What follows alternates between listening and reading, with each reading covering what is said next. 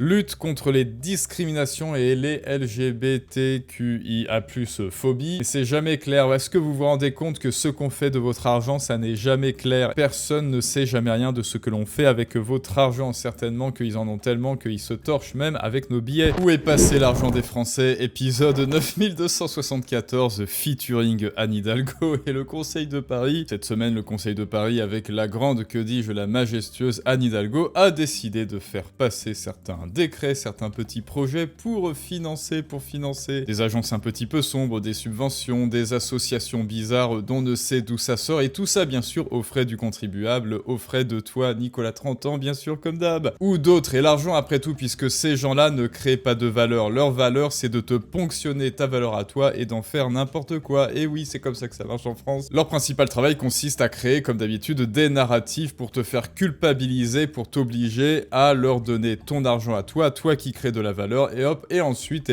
magie, hop, Garcimore, on sait pas où il est passé. Sauf que fort heureusement, le compte Transparence Citoyenne a fait un sacré travail de recherche, et là, il nous livre, justement, où est passé ce fric, où est passé le fric des Français. Et alors là, accrochez-vous, mettez-vous bien sur votre chaise, parce que sinon, vous allez tomber, parce que ce que l'on a découvert dans leur enquête est peut-être pire que ce que vous auriez pu imaginer. C'est peut-être même pire que ce qu'a trouvé CNAFO quand elle a investigué sur l'AFD et sur France Travail. Donc merci Hidalgo, merci Anne, merci à toi et merci le Conseil de Paris de nous appauvrir toujours plus pour tes conneries. Bon allez, trêve de bavardage, analysons un petit peu cette enquête et surtout le storytelling et les ruses dessous de ce conseil. Comment nous font-ils passer des vessies pour des lanternes et l'enfer pour le paradis? Et on va voir ça ensemble tout de suite. Et alors juste avant de commencer, petit rappel, mais pourquoi est-ce que Anne Hidalgo prend des décisions aussi lunaires, aussi hors des réalités? Mais c'est tout simplement parce qu'elle vit hors des réalités. Un petit peu comme tous ses copains que l'on appelle, vous savez, les hauts fonctionnaires, c'est-à-dire la nouvelle noblesse corrompue post-1789. Voilà, avant il y avait les nobles poudrés à Versailles, maintenant il y a les hauts fonctionnaires, mais c'est exactement pareil en termes de corruption et d'inutilité et en termes d'apport de valeur zéro. Et alors pourquoi Anne Hidalgo prend-elle des décisions aussi lunaires? Eh bien moi, ma principale théorie, c'est qu'elle n'a pas la capacité intellectuelle de faire autrement. Pourquoi est-ce que j'avance ça? Ça n'est pas de la diffamation, ce ne sont que des suppositions, hein. Bien sûr, elle serait intellectuellement limitée, mais rappelez-vous, on avait trouvé ça ensemble parce qu'elle littéralise tout ce qu'on lui dit. Juste après l'affaire du jeune Elias, rappelez-vous, l'opposition lui a dit « Vous avez armé le bras du criminel », ce qui est évidemment une image, une métaphore, comme elle le dit ici. Le bras qui a porté un coup fatal au jeune Elias a aussi été armé par votre déni. Voilà, vous l'avez armé par votre déni, c'est une métaphore. Et que dit Anne Hidalgo? Il est absolument inadmissible, inacceptable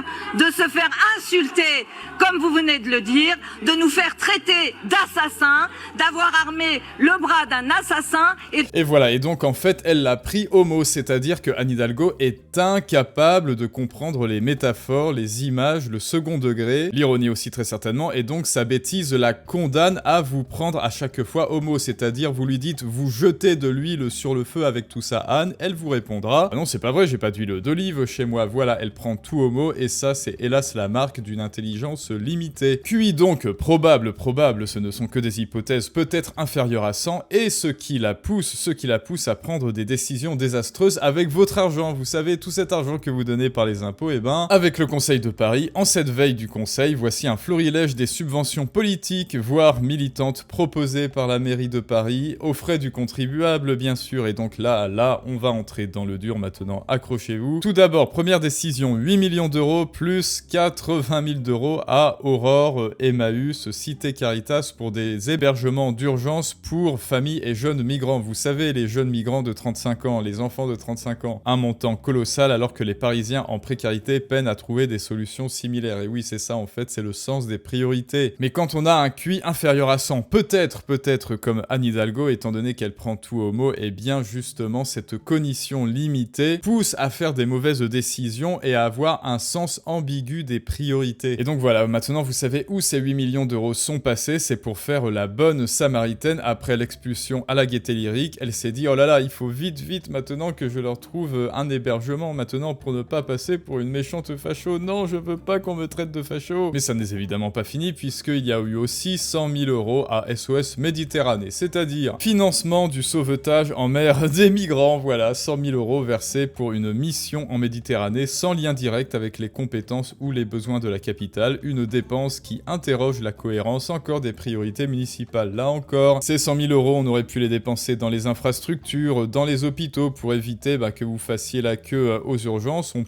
On aurait pu déployer des effectifs, par exemple, dans les hôpitaux. On aurait pu injecter ça dans l'éducation pour quitter les abysses, les tréfonds du classement PISA. Mais non, ces 100 000 €, on va tout de même te les ponctionner et on va les donner à SOS Méditerranée pour sauver et rapatrier tout le monde en mer et ensuite leur donner une carte verte et ensuite leur donner la prime de Naël. Mais autrement, tout va bien dans le meilleur des mondes. Ensuite, il y a 115 000 € pour Polaris, fabrique nomade, c'est-à-dire insertion professionnelle et études supérieures des réfugiés. Alors là, c'est-à-dire qu'il y a des étudiants français qui vivent dans des tripodes là aux 9 mètres carrés, là, près de Paul Sabatier. Ils n'arrivent pas à se nourrir convenablement, ils ont le repas Crous à 1 € où certainement la bouffe est absolument dégueulasse, ils ne peuvent pas payer leurs frais de scolarité, et qu'est-ce qu'on va faire de ces 115 000 €? Est-ce qu'on va les donner à des étudiants français? Non, on va les donner à ça, voilà, insertion professionnelle, laissant de côté une politique plus inclusive pour l'ensemble des Parisiens en difficulté. Et oui, ce qui questionne encore l'équité et le sens des priorités de Anne. Mais ça n'est pas fini puisque dans tous ces millions d'euros, c'est-à-dire on vous ponctionne et ça lui fait, voilà, des milliers d'euros. Merci les Français, merci pour votre argent, mais qu'est-ce que je vais en faire? Est-ce que je vais vous le rendre en service nickel chrome? Eh ben non, je vais dépenser 133 000 € pour Réfugiés Bienvenus, JRS France, Fondation de l'Armée du Salut, c'est-à-dire 133 000 € pour une population ciblée en fait. C'est-à-dire que dans tout autre pays que la France, eh bien tu n'as le droit de venir que si tu as trouvé un travail, que si tu fais des études, que si tu ne fais pas de grabuge, ou que si tu as investi une somme conséquente dans le pays, ou si comme en Andorre, tu as donné une caution monétaire de 20 000 ou 50 000 €, je ne sais plus, et alors là, ok, tu peux venir, mais non, en France, tu veux venir, pas de problème, aucun prérequis, et en plus, on te donne tout l'argent du contribuable, tout l'argent des Français qui travaillent, donc tu as juste à venir, à toquer à la porte, grand sourire, et à ouvrir la bouche pour la béquer, génial. Mais qui ne voudrait pas venir en France avec ces conditions, c'est-à-dire la terre promise pour les flemmards et l'enfer pour les travailleurs? Enfin bon, bref, allez, parce que là, les amis, on est loin d'avoir fini, maintenant, c'est 50 000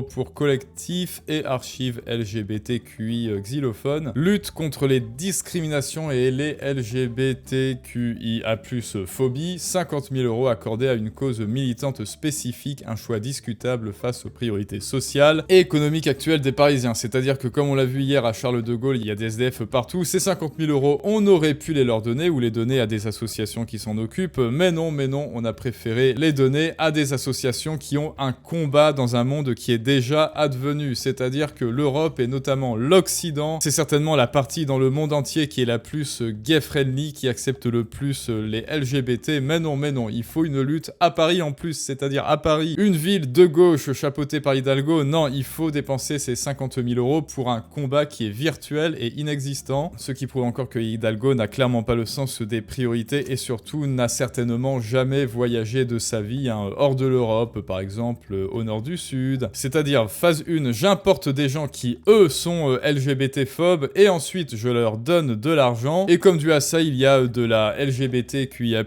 phobie, et ben je donne encore plus d'argent, toujours aux frais du contribuable, doublement, donc pour lutter contre ces LGBT-phobies, et ensuite, hop, c'est la boucle, je repars au départ du Monopoly, et hop, c'est la boucle comme ça. Et ensuite, 50 000 € aide d'urgence aux victimes du séisme en Birmanie. 50 000 € envoyés à l'étranger sans impact direct pour Paris, une générosité hors de propos quand les ressources locales sont déjà sous tension. Bon bah voilà encore un sens des priorités. Toutes mes condoléances aux victimes du séisme en Birmanie, mais là encore c'est vraiment une question de priorité. Je suis désolé, c'est un peu comme quand on subventionnait là avec l'AFD, vous vous rappelez la sensibilisation au genre en Amérique du Sud pour qu'ils puissent faire des bandes dessinées sur le genre, je sais plus où, au Brésil, en Mexique, et ensuite aussi en Chine, des super subventions en Chine, c'est-à-dire un pays qui est beaucoup plus puissant que nous économiquement. Eh bien quelque chose me dit dans quelques années que la France sera tellement un shithole que même la Birmanie sera au-dessus d'elle en termes économiques. 127 000 € soutien à l'insertion professionnelle de qui? De Timéo, de Matteo, non, des étudiants français, non, des résidents étrangers. C'est-à-dire, la France soutient non pas les Français, mais tout ce qui est hors de France. Le français, c'est caca, la France, c'est caca. Tout ce que tu gagnes, toi, petit français, dis-toi que cela ne te reviendra jamais. Pourquoi? Parce que tu es un méchant, tu es français, tu es né dans le péché et tout ton argent va partir hors de France. Et là encore, bien sûr, du racisme positif, de la discrimination positive, mais de la discrimination positive dispositif, c'est toujours de la discrimination, un favoritisme récurrent. 170 000 €, là on en est à plusieurs millions d'euros, hein. Je sais pas si vous avez calculé. Accès aux droits pour les personnes migrantes, mais oui, c'est pour que Aboubacar fasse des coloriages avec Vanessa, vous vous rappelez? Bravo Aboubacar, c'est bien grâce aux 170 000 € que j'ai récolté grâce à Anne Hidalgo sur le dos des Français, sur l'argent du contribuable, eh bien je peux te faire des coloriages et du scrapbooking, génial. Développer dans un projet exclusif, une allocation qui manque de justification claire, mais c'est jamais clair. Est-ce que vous vous rendez compte que ce qu'on fait de votre argent, ça n'est jamais clair? Et sans des projets de transparence citoyenne comme ça, personne ne sait jamais rien de ce que l'on fait avec votre argent. Certainement qu'ils en ont tellement qu'ils se torchent même avec nos billets. 13 000 €, organisation de Maghreb du livre. Voilà, c'est jamais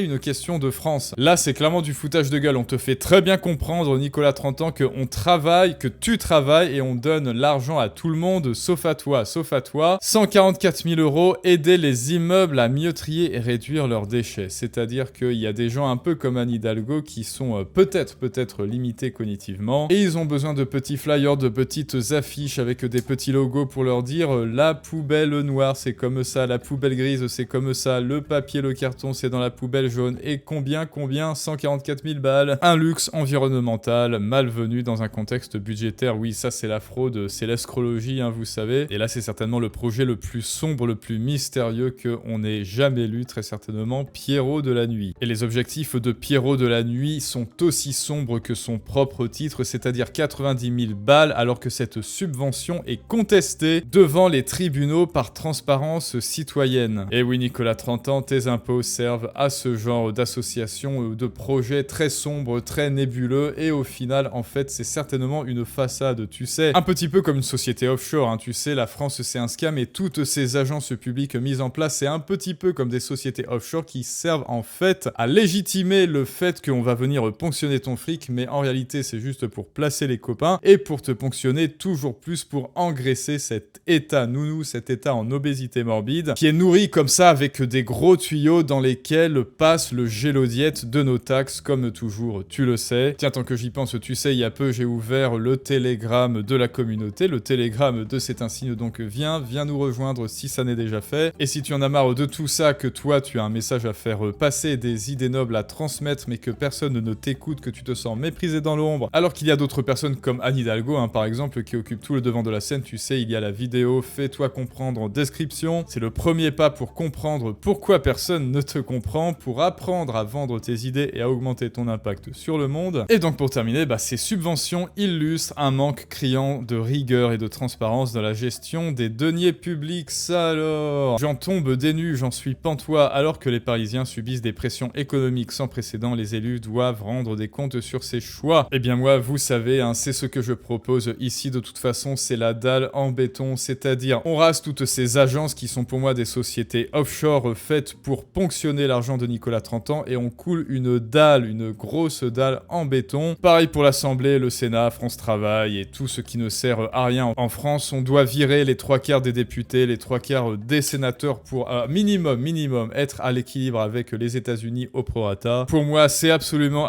ce qu'il faut faire, le parti de la dalle en béton, car pour l'instant, eh bien ça c'est Nicolas 30 ans. C'est-à-dire que depuis qu'il travaille, il est obligé d'investir dans une action qui s'appelle la France, sauf que la France, eh bien, elle est toujours en descente continuelle depuis des années, mais il est obligé, on lui oblige d'investir dedans, ça ne lui rapporte aucun dividende, ça ne lui rapporte aucune plus-value, évidemment, et c'est une action qui baisse toujours, et on lui dit non, tu dois toujours investir dedans, donc voilà, moi je crois que ça, c'est la seule et unique solution. Après, j'avoue que l'IA m'a fait un petit peu sous stéroïde là, hein, ça, je sais même pas si c'est mon objectif de sport, ça, donc voilà, le starter pack, c'est un signe avec le mégaphone, parce que tu dois apprendre à vendre tes idées, si tu ne le fais pas, d'autres le feront à ta place, et ils occuperont le devant de la scène tels des petits amateurs bruyants, pendant que toi tu resteras dans l'ombre, méprisé et ignoré. La tronçonneuse, Ravir Milei me l'a prêté, et le gros sac de ciment pour couler une grosse dalle en béton à Bercy, à Matignon, un peu partout en France en fait. Dans l'administration française, ensuite, oui, il y a le petit accessoire là en plus, mais plus ça va et plus la petite guéguerre là, RN, LFI, vous le voyez bien que c'est la cristallisation de la comédie humaine shakespearienne qui ne doit pas mériter votre intérêt. Le nerf de la guerre, c'est